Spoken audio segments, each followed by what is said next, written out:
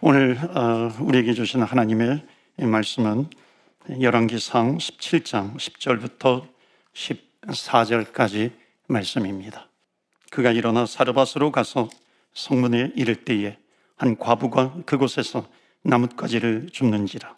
이에 불러 이르되 청하건대 그릇에 물을 조금 가져다가 내가 마시게 하라.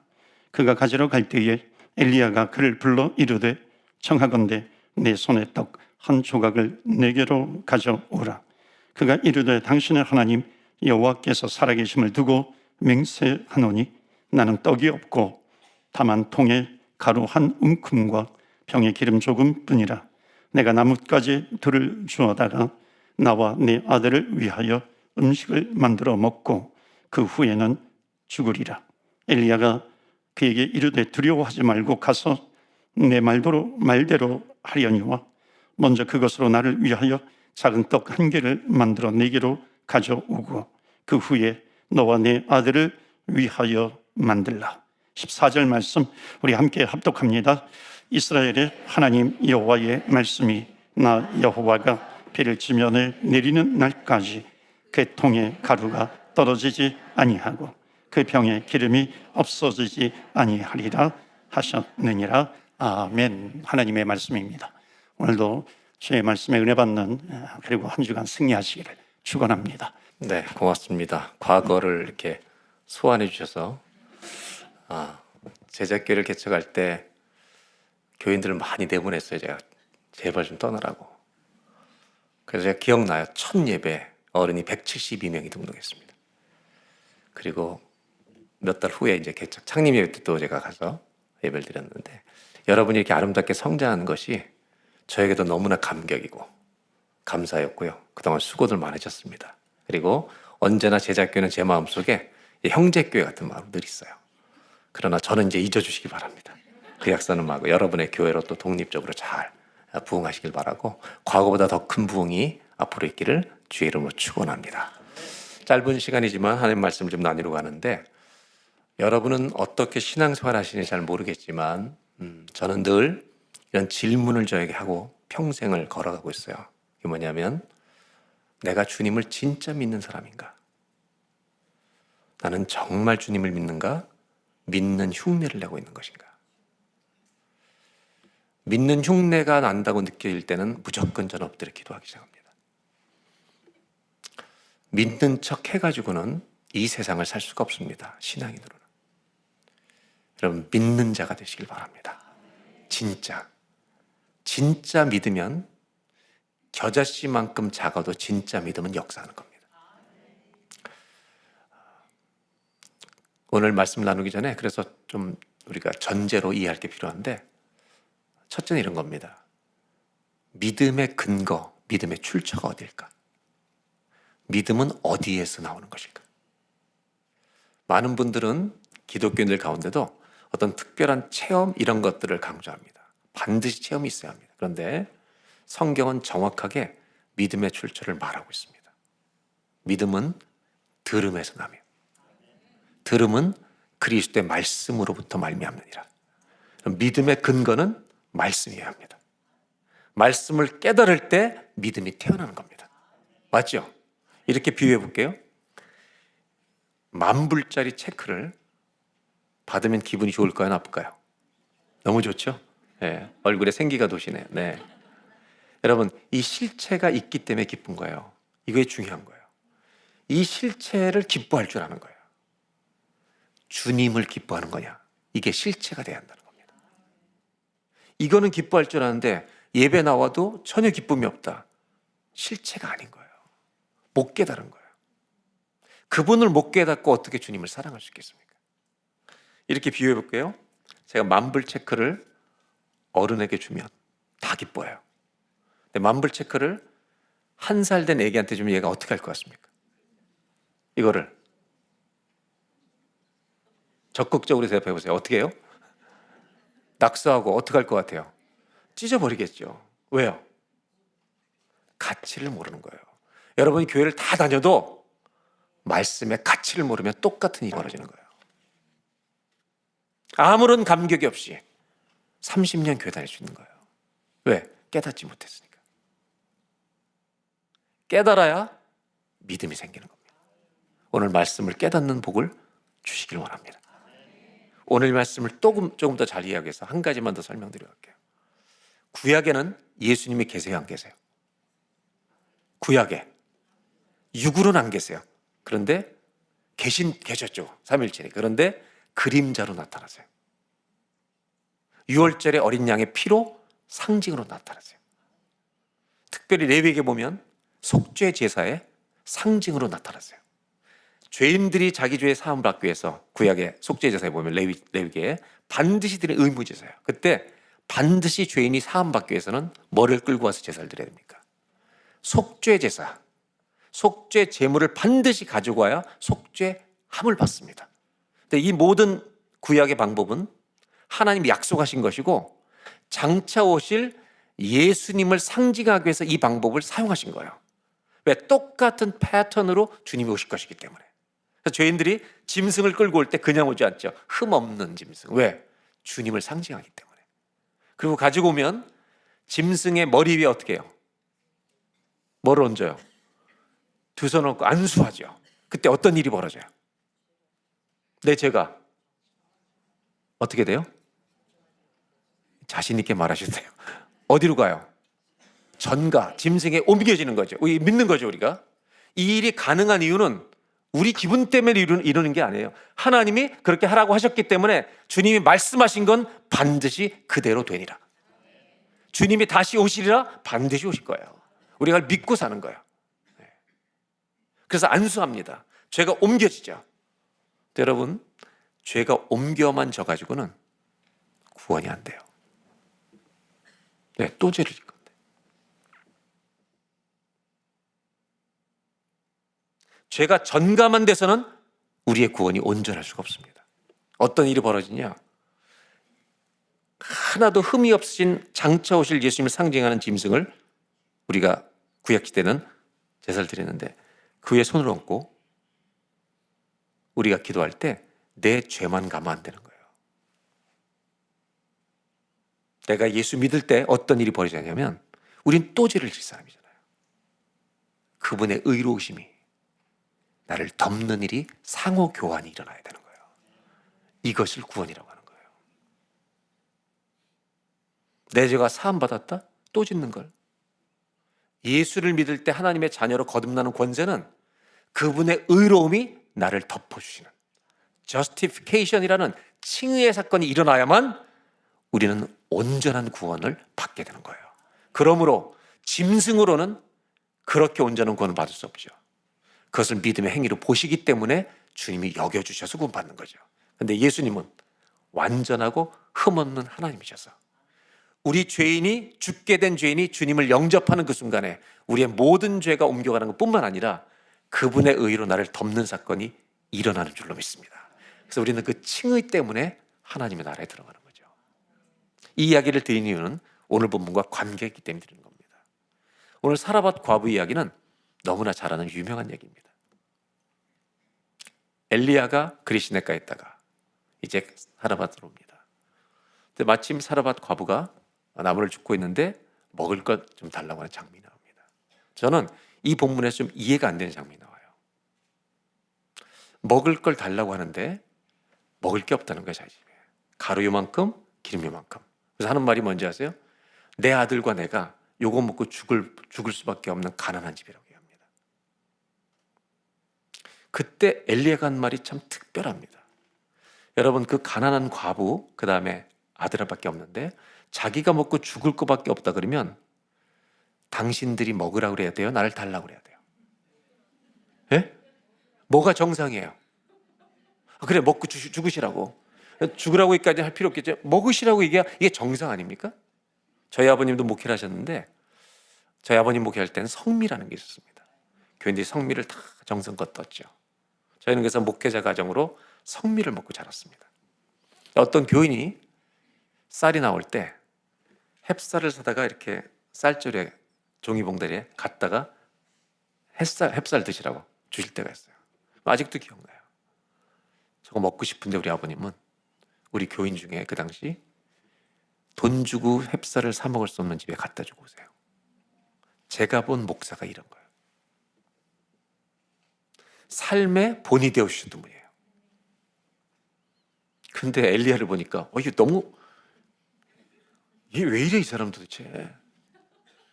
먹고 죽을 밖에 없는 가난한 사람 걸 달라는 거예요. 여러분, 너무 엘리야가 콜드한 거 아니에요? 저는 이거에 대한 질문을 계속해서 주님께 던지는 거예요. 엘리야 너무하지 않습니까, 주님? 왜 그랬을까요? 이거를 풀기 위해서 한 가지 질문을 해봐야 합니다.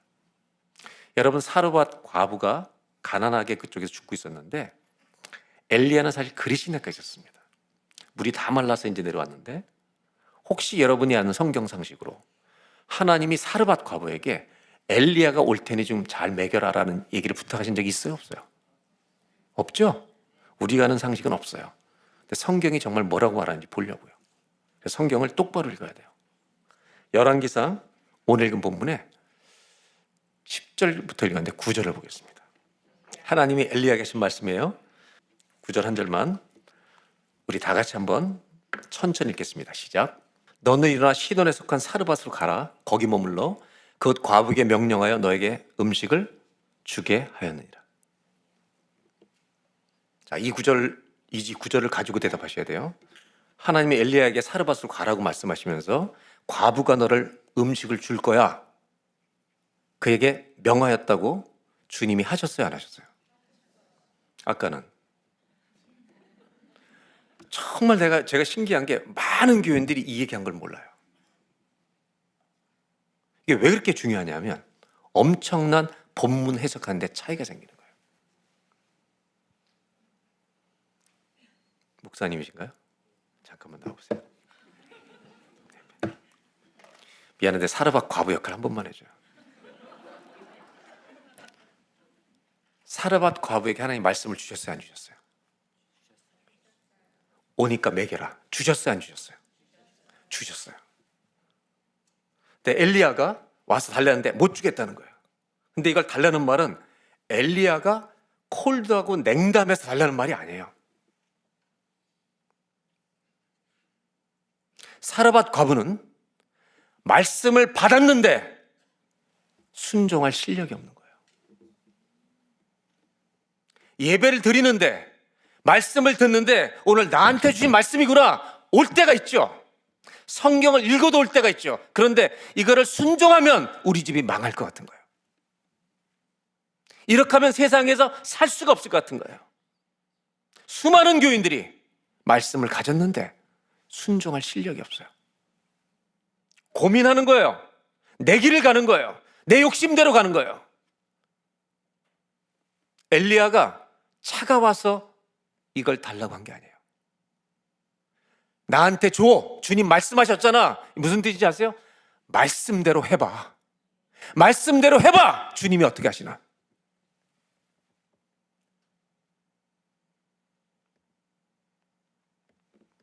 우리가 진짜 예수 믿는 사람 맞냐고요?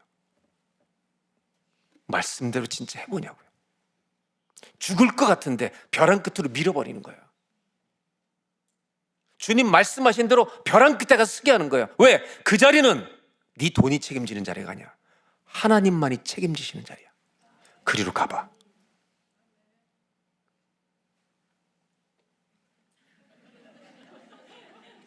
목회 잘해. 수많은 교인들이 절대 안 놓지 이거를요. 죽을 것 같으니까. 근데 이걸 내려놓으면 하늘 양식이 와요. 너희 집에 밀가루와 기름이 비가 내릴 때까지 떨어지지 아니하리라. 그런 경험이 있어요, 여러분? 여러분의 교회가 그런 모험을 해봤어요? 저희 교회는 개척할 때 딱 4가지 슬로건을 걸었어요. 그중에 4번째가 뭔지 아세요? 모험적인 교회예요. 우리는 진리가 아닌 건 다 바꾼다. 주님을 위해서는 모험한다. 목숨을 건다.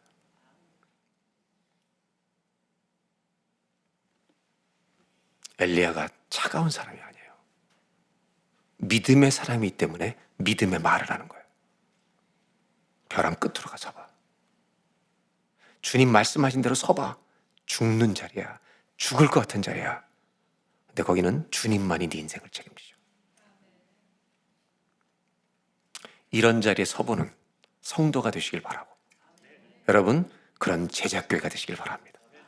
그 교회가 될 때 여러분 밴쿠버에서 지금보다 더 든든한 교회를 쓰는 거예요.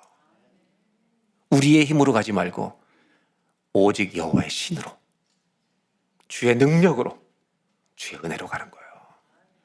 그래서 이 집에 이제 음식이 내리기 시작한 거예요. 여러분 대박이라고 말할 것도 없어요. 곧 비가 와요. 비 내릴 때까지만 주시는 거예요. 주님은 대박으로 인도하는 게 아니에요. 절대 예수 믿는 사람 대박 바라시면 안 돼요. 신앙생활의 길은 매일매일 성실하게 살아가는 거예요. 우리 주님은 그걸 기대하시는 거예요. 신실하신 주님. 근데 문제가 생깁니다. 이제 가루와 기름이 있어 밥을 먹을 만한데 누가 죽어요? 아들이 죽어요. 하나밖에 없는 아들이 죽어요. 이 과부가 너무 화가 나는 거예요. 선지자 왜 왔냐 우리 집에. 아들 죽이려 왔냐 막. 그때 엘리야 선지자가 아들을 데리고 다락방으로 올라갑니다. 옆에 기도합니다. 그때 어떤 일이 벌어져요? 아들이 살아난 줄로 믿습니다. 주님을 찬송합니다, 여러분. 오늘 부른 찬양처럼 하늘 보호자에 계신 주님께 우리의 찬송과 영광을 늘 돌려야 합니다, 여러분. 여러분 가장 힘들 때 주께 영광을 돌리시기 바랍니다. 믿음은 그런 거예요. 그분은 찬송받기에 합당하신 분이에요. 내가 죽어가는 상황에서도 주님은 찬송받으셔야 돼요. 우리 교회 50대 중후반에 셀리더 셀코치인 남자 권사가 세상을 떠나게 됐어요. 작년에 봄에 48시간 남았다는 얘기를 들었어요. 병원에 신방을 갔어요. 제 고등학교 후배고 우리 너무나 오랫동안 충성스럽게 너무너무 아까운 전도팀장이 죽게 가는 거예요. 48시간 남은 거예요. 제가 물어봤어요. 박 권사 어디 가는지 아냐? 목사님 알죠? 저 주님께 갑니다.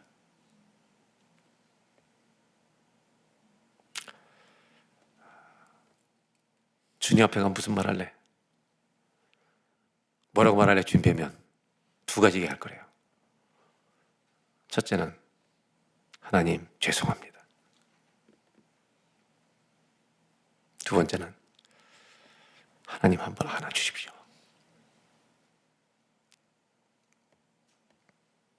권사님하고 가족들 다 나가게 둘이서만 1시간 보내면서 이런 얘기 했어요. 박 권사 고맙다 야. 너 죽음 앞두고 이런 얘기를 나눌 수 있게 해줘서 고맙다. 우리가 산 것도 실제지만 주님 앞에 가는 것도 실제다. 그리고 왕이 오시느라는 찬양을 함께 들었어요. 우리가 천국에서 만나. 그랬더니 권사님, 박 권사님, 목사님 우리한테 그렇게 말씀을 가르쳐주시고 내 염려하지 말라고 천천히 오시라고. 임종을 앞둔 가정을 위해 저는 살려달라고 기도하지 않습니다. 주님 앞에 기쁨으로 달려가라. 실제니까. 믿음이 실제니까. 우리가 살아있는 것도 실제인 것처럼 주의 나라에 들어가는 것도 실제니까. 그렇게 믿어야죠. 우리가 하나님 앞에 엘리야는 기도합니다. 살아났어요. 그런데 사람들은 이 아들이 살아난 것 때문에 기적에 사로잡힙니다. 여러분 이 아들은 살아났다가 죽는 거예요. 소생입니다. 우리는 어떤 사람이냐? 부활의 기적을 가지고 사는 사람입니다. 이거보다 더 큰 기적은 없어요. 사람들이 이 본문을 보면서 기적에 매몰되기도 하고. 제가 정말 신기한 목사님들이 있어요. 어떤 목사들은 이 본문을 목사 잘 섬기라는 본문으로 설교를 해요. 사르밧 과부가 저렇게 섬겼으니 복을 받았으니 너도 목회 잘 섬겨. 집을 어떻게 그런 얘기를 해요? 정말 성경을 어떻게 이렇게 지멋대로 해석하냐는 거예요.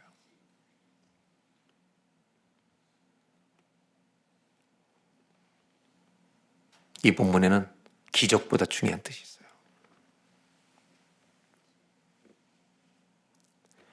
이 아들을 살려내셔서 이 아들을 과부에게 돌려줍니다. 그때 과부가 했던 말이 당신은 진짜 살아계신 하나님의 선지자고 하나님 말씀이 정말로 살아서 역사한 줄 내가 믿나이다. 이렇게 이야기는 아름답게 끝이 납니다. 그런데 이 기적에 우리가 함몰되면 안 되고, 이 기적을 통해 주님 우리에게 주시는 메시지가 뭘까? 한 구절을 읽어야 합니다. 아들이 죽었을 때 이 여인이 했던 말이 있어요. 뭐라고 말하는지 열왕기상 17장 한 절만 읽겠습니다. 18절입니다.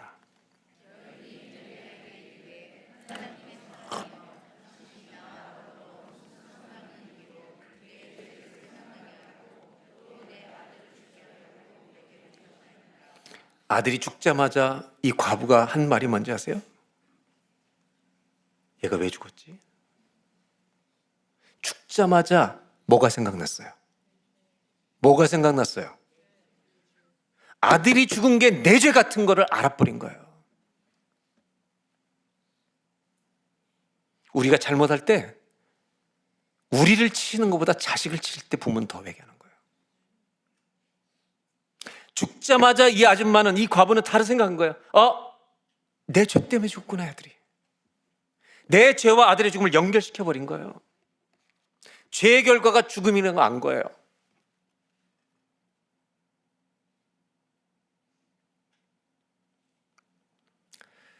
여러분, 질문 하나 해볼게요. 이 여인은 내 죄 때문에 죽었다는 것을 바로 연결시켜버렸어요. 제 질문은 뭐냐면, 여러분의 자녀들의 미래가 내 죄로 인해서 결정된다면, 여러분 가정의 미래, 자녀의 미래가, 내 인생의 미래가 내 죄의 결과로 결정돼 버린다면 소망의 절망이에요. 소망의 절망이에요. 완전 절망이에요, 여러분. 끝장나는 거예요.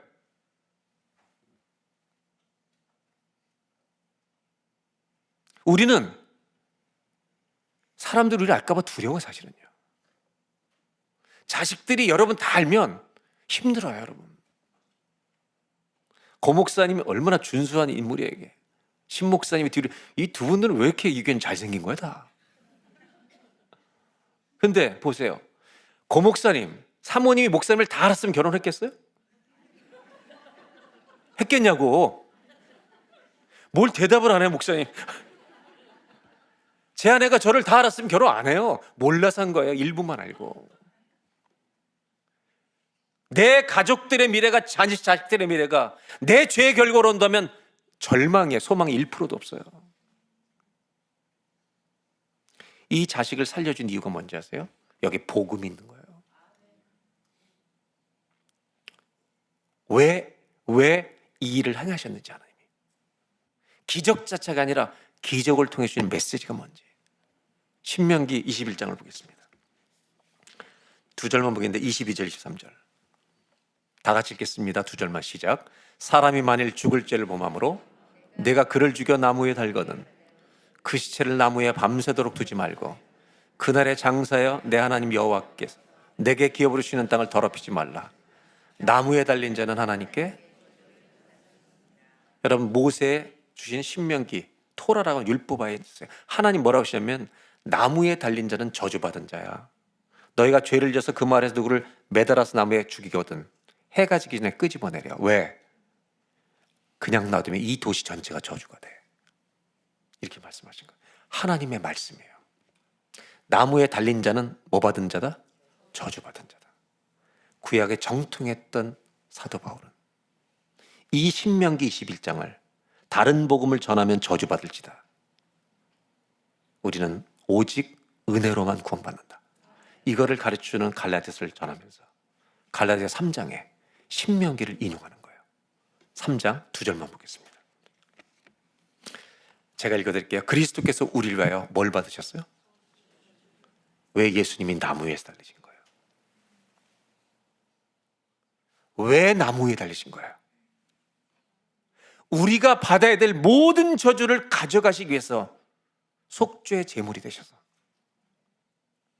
그 나무에 하나님이 인간에게 퍼부어야 될 모든 심판과 저주를 당신이 가져가시기 위해서 우리에게 그 저주가 오지 않도록 저주가 되셔서 율법의 저주에서 우리를 살려내시려고, 우리 끝이 저주로 끝나고 심판으로 당하는 것으로 끝나지 않고 하나님의 은혜로 구원받는 것으로 끝날 수 있도록 기록된 바 나무에 달린 자마다 저주 아래 있는 자라, 신명기를 그대로 가서.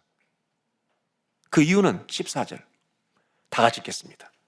이는 그리스도 예수 안에서 아브라함의 복이 이방인에게 미치게 하고 또 우리로 하여금 믿음으로 말미암아 성령의 약속을 받게 하고, 그리스도 예수 안에서 믿음으로 의롭다함을 받은 아브라함처럼 우리 모두가 저주받은 자로 사는 것이 아니라 그 예수를 믿을 때 우리 모든 저주를 가져가셨기 때문에, 주님이 그 저주가 오는 것이 아니라 아브라함에게 주셨던 너는 복이 될지라, You will be a blessing, 복이 될지라, 하나님의 신령한 하늘나라의 복을, 하나님의 자녀가 되는 복을, 용서의 복을 우리 모두에게 주시기 위해서 우리 주님은 저주받은 자로 우리의 모든 저주를 가져가심으로 우리를 살려내신 것입니다. 이 사랑을 아는 겁니까? 우리가 이 사랑의 실제를 믿는 것입니까?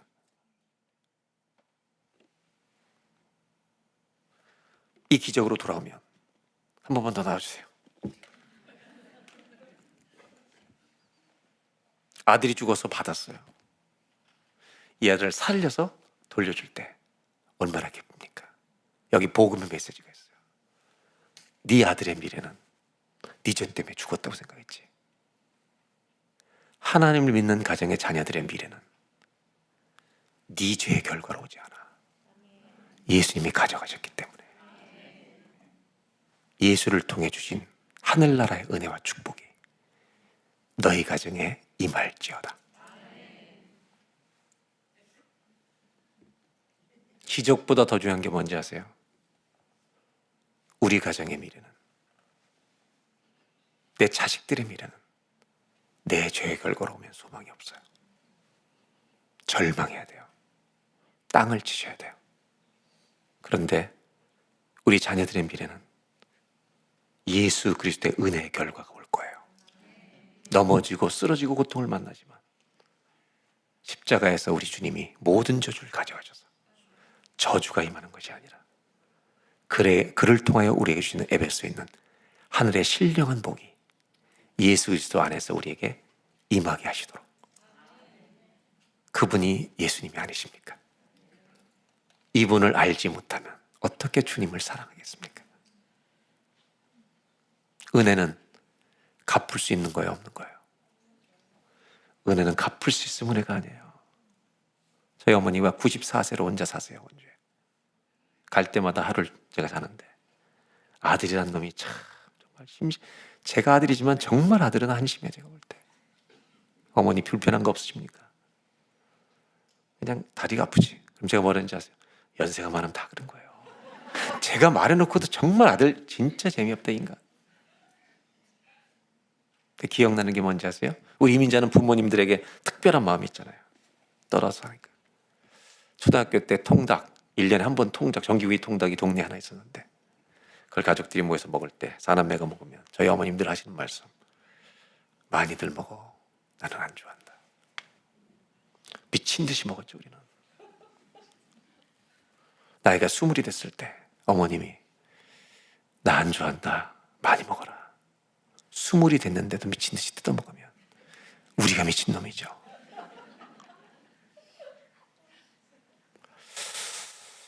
뭘 해드릴 수는 없는데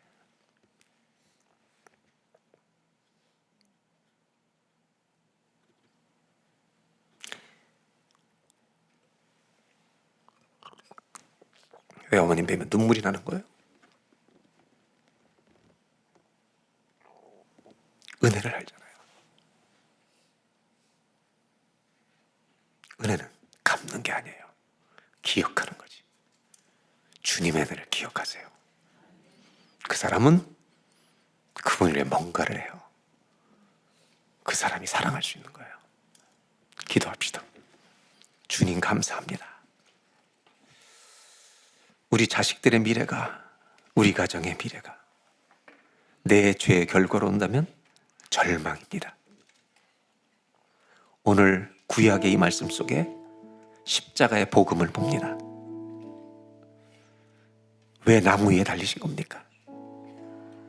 우리의 모든 저주가 되시기 위해서.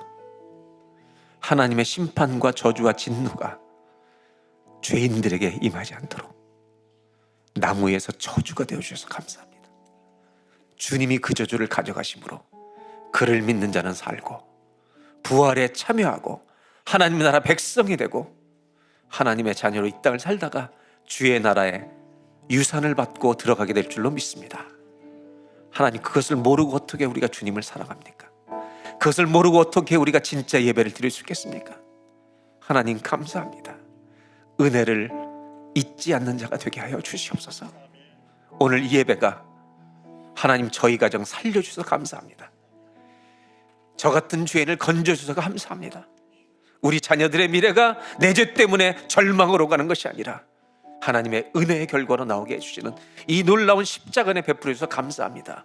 주님의 제자교회가 십자가 은혜를 잊지 않는 그 복음의 능력을 잊지 않고 그 은혜에 감격하고 모든 상황에서도 주님을 찬송하고 하나님은 찬송과 영광과 존귀를 받으시기에 합당하십니다 노래하는 생명 있는 예배를 드리는 제단이 되게 하여 주시옵소서.